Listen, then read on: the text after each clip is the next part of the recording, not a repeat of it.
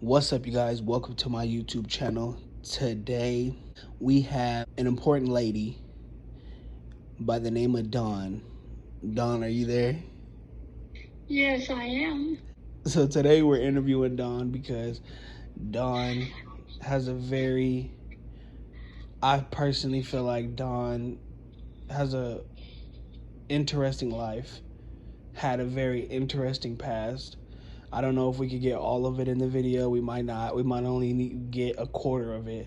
But for the people who want to know Dawn, her family members, her future family members, this is a platform I'm trying to make where your family, your friends, and your future grandkids, your future cousins, uncles, and nieces could all come back if they want to know who Dawn is. Instead of just getting a picture, they can hear your voice, figure you out a little bit. So can you let everybody know who Dawn is? Okay, Dawn is an athlete, white woman that was born and raised in Fostoria, Michigan, Mayville, Michigan. I lived there until I was 13 years old, till my daddy put hands on me. Then he shipped me over to my mama, which was living in Hawaii. What year did you move to Hawaii?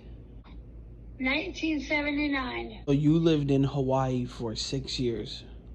Yes. Have you ever been to Hawaii before that? No, I have not.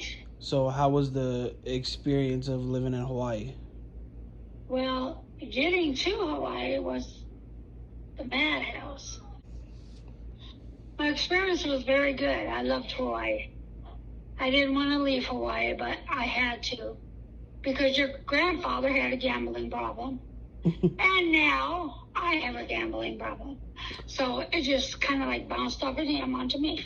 He was in this thing with Mrs. Lee where he got a job after he left Wahoo Tire. He worked at Wahoo Tire for many years. Then he left Wahoo Tire and he started working over at Lee's Tire Shop. And he started gambling with her, doing this pyramid thing. And he'd come home with $200, and our rent was $240 or something at the time. And we never could make ends meet. We always relied on his Aunt Sophie or Uncle Pat and my mom. But other than that, that was something. And I told him, I'm going to leave and I'm going to go to California. If you want to come, you better pack your stuff, because we're getting a moving truck and we're moving our stuff. And I don't know why we got a moving truck, because we didn't have really nothing at the time that was worth any money or nothing. Looking back on it, but it was worth something back then, but it ain't worth nothing now. So you moved to Hawaii, you meet my grandfather, you guys start dating, however that situation goes. So you said eventually you left Hawaii. So when you left Hawaii, what made you want to go to California? Like, what said, hey, I want to leave Hawaii and go to Cali? Well, Mama was over there. My mom stayed in Hawaii for another 20-something years. And we left Hawaii and moved to California. And we moved into one of Mama's houses that her and Papa owned.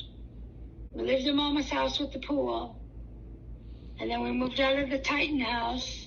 And then we moved into some apartments on, I think, Arbor Apartments in Santa Maria. And then we moved from there and we moved to Main Street Apartments. And then on Main Street Apartments, that's when I got a wild hair up my ass, and he went to work and I loaded up the truck and got my own place. I don't want to get too deep into the leaving situation, but okay, you left, and then after you left, where did you go? Are you by yourself? Did you have my mom at the time, like, and my uncle? Like, where did you go? Because, I had Christopher and Andrea, and we moved into some apartments over by the laundromat and Orchard. I heard that story. That was the story I was talking about that I thought was in Hawaii. So, okay. So you leave. Okay, I'm going to put it like this. You basically leave, you pack your stuff up, you leave in the middle of the night, this and that. No, I didn't leave in the middle of the night. I left during the day, broad daylight. Okay, you left broad daylight with my mom and my uncle, right?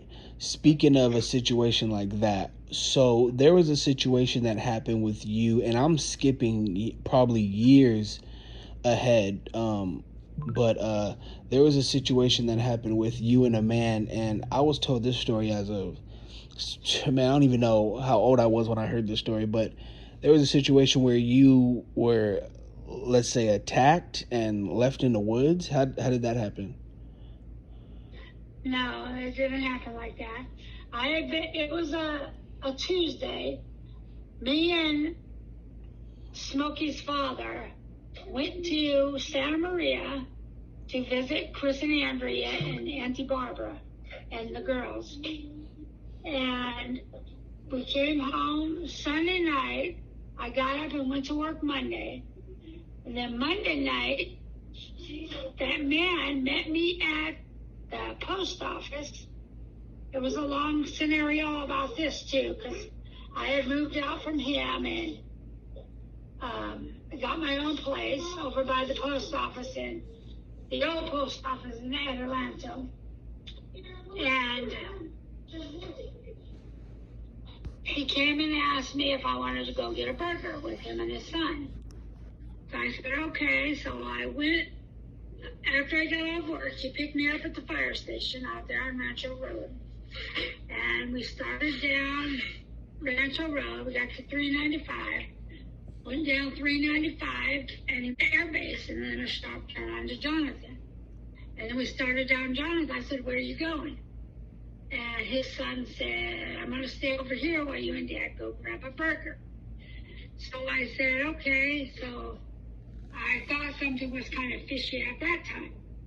So I, to the corner of Chamberlain Way, we were supposed to have made a left and went to that burger house across 395, but we kept on going out in the desert. And we went out into the desert, and what I remember, this is totally different from what he told me. I remember that I jumped out of the car, went around to the trunk. He jumped out, went around to the trunk. He unlocked it and pushed it up, and I was pushing it down, which was really impossible because this man was 260 pounds.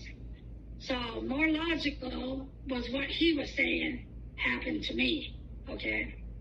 What he said happened was, well then, to finish my story, I said, fuck this, and I took off running across the tree, okay? What he told me happened 7 years later. He told me that he yanked me out of the car. While the door was open, he started shaking me, and I just fainted. Rumors was going around that he had hit me in the head with the butt of a shotgun, and he left me for dead in my apartment. He told me that I fainted. He took me back to the apartment. He gave me a shower. How my clothes ended up under the bunk bed and my shoes ended up under the bunk bed was beyond me. So he didn't say anything about that. So, and then he laid me on the sofa. The next day, I was supposed to have been to work at 11 o'clock. And this man named Robert told me, I had given Robert a note a couple of weeks earlier because we had an incident then. I gave Robert a note, and I told him to give it to the police if I never ever showed up for work one day. Well, this particular day, I didn't show up for work. And Joyce, our supervisor, told him that he used to go down to the police station and give it to Detective Hubbard. And I don't ever show up for work to give this note to Detective Hubbard over at the police station. So I folded it up and he put it in his wallet. And I didn't show up for work on this Tuesday. So he told Joyce what we had talked about. And Joyce said that she would go on with my route. And that he was to go to the police station with the note. So him and Detective Hubbard came back to the apartments, which is called the Villas, or was at the time the Villas. And they went to the manager's office and they told the manager, open the door so we can see if we're doing a well check to see if Dawn's okay. And she told the detective that I was in Hawaii visiting my mom. And Robert said that's impossible because she just worked yesterday. And she didn't tell me nothing about going to Hawaii. So Detective Hubbard told her, if you don't open the door, I'll kick it in. So she opened the door, and they found me over by the table. And my head was, they say, three times the size that it normally is. And they took pictures, and they put them all up on the wall and stuff. So the guy did what he did, took you home, thought you were dead, and just left you in your apartment? He gave me a shower, rinsed me off because I had thrown up all my clothes, and laid me down on the couch. And I must have had to get up to go to the bathroom or something because I was by the table, which was headed into the bathroom. And at the time, he thought you were dead. I guess because he told his friend to come check on me, and the friend came over, but the door was locked. So he just told him that I was okay. Wasn't there another incident right after that where a woman put a gun to your head right after you got out of the hospital? Yeah. I was out, probably about... Mom had already left, and she went back to Hawaii. So it was probably about 6 months, 4 or 6 months after I got to the hospital, that this crazy woman was trying to call my ex-sister-in-law out of the apartment, and she wouldn't come. So her little short ass grabbed me and told me, come out of the apartment, or I'm not going to let her go. And I told her, please let me go. I could. She was so short and not strong at all. I could have just moved my arms and got away from her. But this woman, she didn't have no gun. She just was holding me. Oh, she was just holding you back? Yeah. Can you talk about the beginning, and not the beginning of when you met him, but I'm saying the beginning of where all the stuff happened to the end of Terry? I was me and my friend Nancy, and which they called Sissy, and my daughter Andrea. I had just come for one of my messengers, because I used to work at Brinks, and he had got shot in the head. So I went to his funeral, and when I came home, I was kind of distraught. So Sissy and them said, come on, let's go get some ice cream. So we went over to Thrifty's ice cream shop over in Victorville, California, and we would get some ice cream, and we was walking out of the store, and this little red car pulled up, and he smiled, and he told us to go across the street. And so we were giggling and laughing, and I was like, oh, he's so cute. And then we walked across the street, and Sissy said, girl, girl, he's coming back.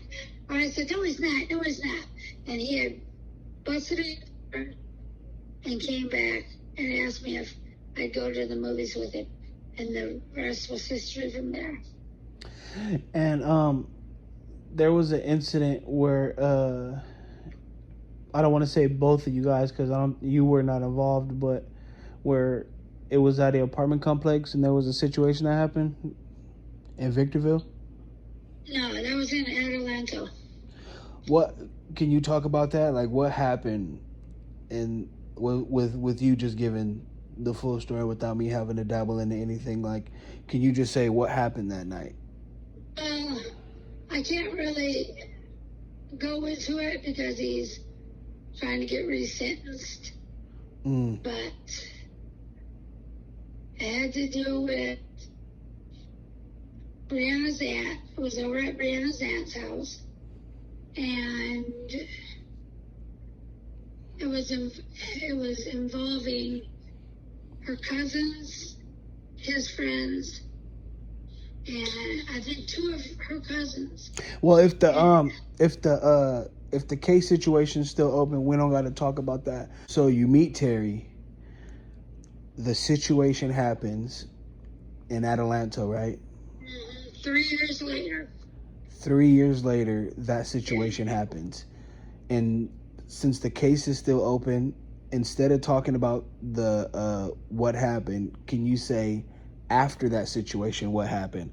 Like, how was life after that, and where did you guys end up there? Stuff took place. Terry ended up coming to Texas to his brother. I can't even remember his brother's name, but I know his wife's name was Willie Jewell, and Dell. His name was Dell. So Willie Jewell and Dell took us in. We stayed there for like about a month, and then we got our own place over on Antoine and Veterans Memorial, and we lived there for 8 years. And it was a lot of ups and downs and fighting and spankings and whippings and beatings, and it was just ridiculous. How did Terry ended up being incarcerated? Like, how did they end up finding him and that whole situation? Well, I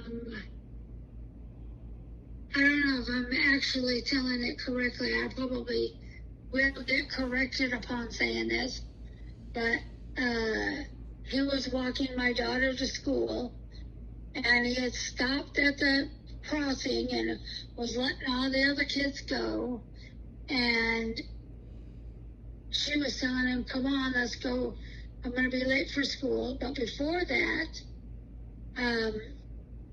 she was at home drinking a Capri Sun, and he squeezed the Capri Sun all over her shirt and would not let her change her shirt. So she was pissed about that. And then when she got to school, she did her thing.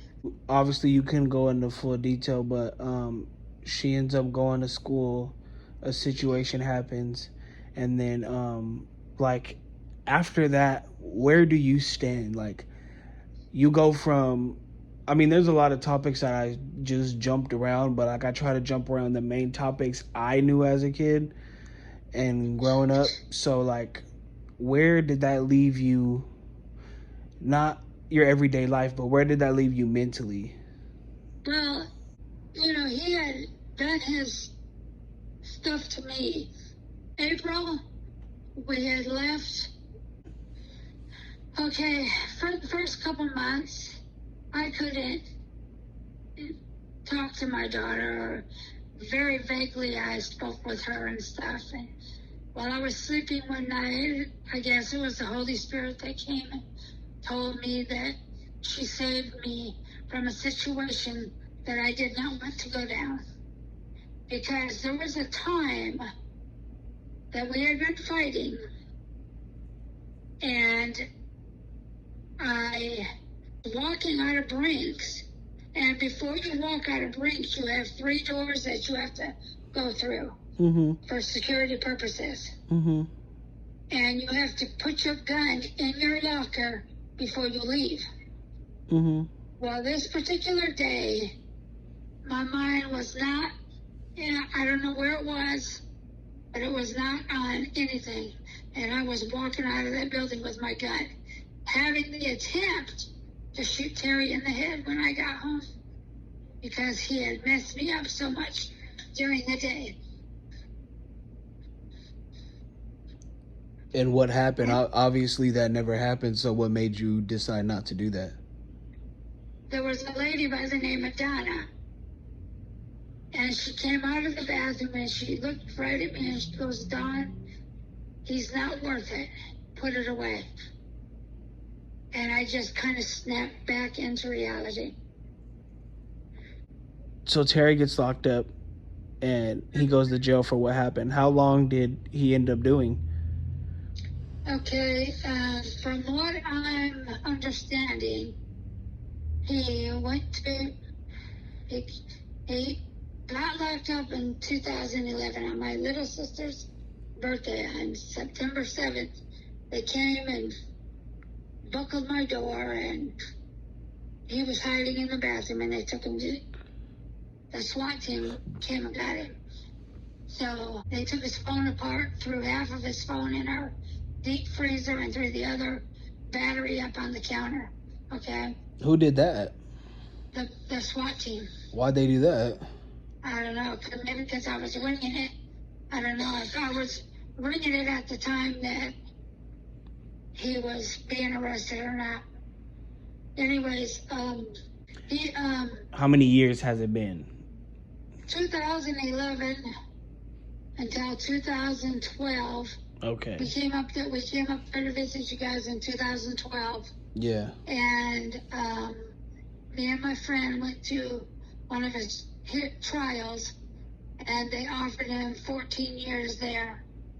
Then later on, they offered him 7 years, and he said, I never did it, thinking that they would not find the witnesses in this trial. And it took him 2 years, I think, about 2 years, about a year or 2 years to find all the guys, because one of the guys was at that time a gangbanger. So he was refusing to go testify at Terry's trial. And he was the victims. And the courts subpoenaed him 3 times and told him that he was going to be thrown in prison if he would testify. So you were breaking up. Hold on. You were breaking up. You said there was we can't talk about the case, but just a little bit to talk around it, kind of. There was a guy that was involved in the situation that didn't want to testify, and they subpoenaed him 3 times, I heard, and he finally came and testified. Oh, so he ended up testifying. Yeah, he was one of the victims. He was. I don't know if I can say this or not, but he was the one that. Oh yeah, you don't gotta say it, but okay. So basically, what had happened was, so to get a clear understanding without exposing the case, a guy was involved in a situation with Terry, and he was a gangbanger, and he ended up not wanting to testify because of his relations with the gang. And when they offered him years, he ended up testifying. I don't know if they ended up. Yeah, they told him that was going to put him in jail, from my understanding. And then that's when he came and testified. And then they found the other victim in Arizona. Mm-hmm. And he had to come up and testify too. And they all testified against Terry. He said, I'm not going to take me to jury trial. And they took him to jury trial, and they found him guilty, 33 years to life. Crazy situation. We kind of jumped all over here, but I just had to get you in to share some of the parts that I was told and I was involved with as a child. We're gonna do a part two another time, but where are you at with life now? I'm just living my life as one day at a time. But I did meet this nice gentleman, but he's kind of tied up right now. So we touched on a little bit about certain situations in your story. We're gonna come back again so people could really get your full entire story. I just wanted to put you out there just so people could get an idea. So I appreciate it. And is there anything you would like to say to the people who watch this video or to your future family that sees this video? Is there any words you want to share with them when they watch this video? Yes, live your life to the fullest, because tomorrow is never promised.